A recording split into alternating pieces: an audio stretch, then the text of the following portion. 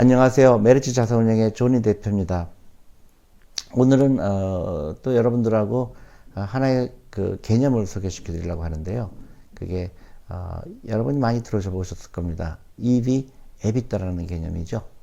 그래서 그 풀어서 얘기하면 Enterprise Value, 그 EV라고 합니다. 그 다음에 EBITDA, Earnings Before Depreciation and Tax라고 하는 겁니다. 그러니까 하나는 그 전체 그 비즈니스의 가치를 얘기하는 거고, 또 하나는 1년 동안 번 돈인데 세금하고 그다음 감가상각일 다시 더한 거라고 보시면 됩니다. 1년에 번 것 중에서 다시 더한 거, 그게 되겠죠. 그래서 엔터프라이즈 밸류는 어떻게 계산이 되느냐? 보통 이 개념을 얘기할 때는 보통 M&A 할 때 많이 쓰이는 겁니다. 예를 들어서 여러분들이 어떤 기업을 인수한다 그럴 때 그 전체 가치를 얼마나 보느냐가 중요하죠.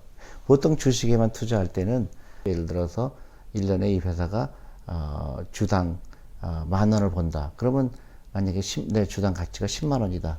그러면 보통 퍼가 10이라고 그러죠. 그러니까 그 인더스트리를 봤을 때 10이 비쌀 수도 있고 쌀 수도 있지만 대강 내가 이 페이하는 금액이 비싸다 싸다 그런 가늠을 할 수가 있겠죠.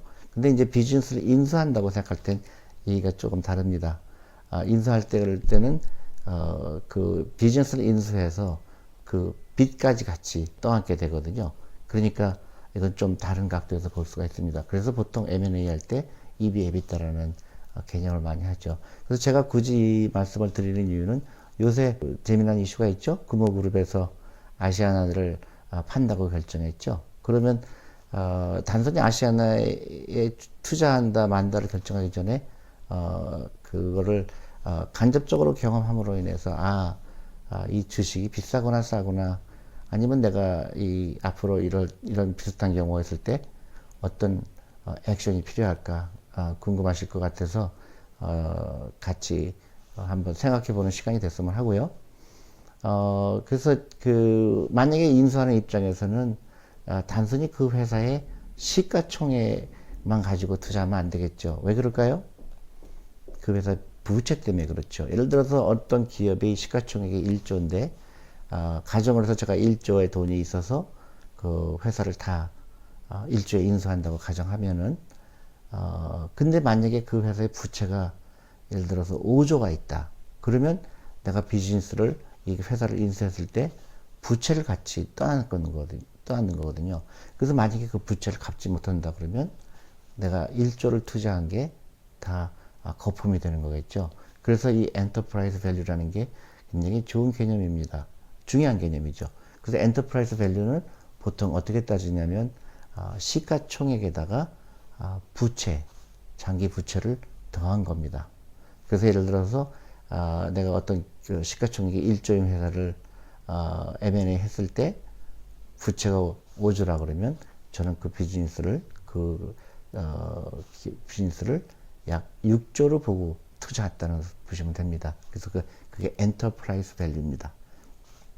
근데 예를 들어서 내가 버는 게 이 회사를 인수하면서 버는 게 예를 들어서 1조다. 그러면 EV, EBITDA. 근데 1조가 물론 버는 게 감가상각하고 그다음에 세금을 제하기 전이라고 말씀드렸죠. 그게 만약에 1조라고 가정하면 예를 들어서 6조 비즈니스 사서 1조를 번다 그러면 약 6배가 되겠죠. 그걸 다시 설명을 하면 내가 1조를 투자해서 약 6년 안에 원금을 벌 수가 있다. 이렇게 생각합니다. 그러니까 EV, EBITDA가 약 6이다. 그러면 그렇게 비싼 것 같지 않겠죠. 그래서 여러분들도 이거를 계산해 보시면 주식 투자할 때 많이 도움이 됩니다. 이 회사의 가치를 얼마로 보고 있구나. 시장에서는 얼마에 보고 있구나. 그게 간접적으로 가늠할 수가 있죠. 근데 아시아나 케이스를 들어보면은 최근에 주가가 많이 뛰었죠. 그래서 인수 가격이 올라가기 때문에 더 매각하기가 더 쉽지 않다. 이렇게 기사도 뜹니다. 근데 이제 그것도 어느 정도 맞는 거지만 사실은 그것보다 더 중요한 건 뭘까요? 아시아나의 부채가 더 중요하겠죠. 부채가 얼마인가? 아까 얘기했듯이 엔터프라이즈 밸류가 얼마로 보고 있는가? 근데 제가 보니까 시가총액이 약 최근에 많이 올라서 약 1조 7천억이라고 합니다. 근데 부채가 약 7조 정도 돼요. 아시아나가요. 그러면 그 두 개를 더한 게 엔터프라이즈 밸류가 있죠. 그러니까 엔터프라이즈 밸류가 대강 9조 정도가 되는 거죠. 그러니까 아시아의 전체 가치를 팔려고 할 때 시장에서는 약 9조 정도를 매각 가격으로 보는 거겠죠. 사는 입장에서는 이 아시아나를 약 9조에 보는 거죠. 그 다음에 이제 1년에 얼마큼 벌 자신이 있는가, 그거에 따라서 인수자가 나타나서 인수하겠다 아니면 아니겠다 그런 결정을 하겠죠. 인수자 입장에서 이 가치가 만약에 7조라고 생각하거나 아니면 10조라고 생각하거나, 10조라고 생각하면은 싼 거고요. 만약에 5조라고 생각하면은 비싼 거겠죠. 그러면 이제 협상을 할 때 사는 사람은 뭘 요구할까요?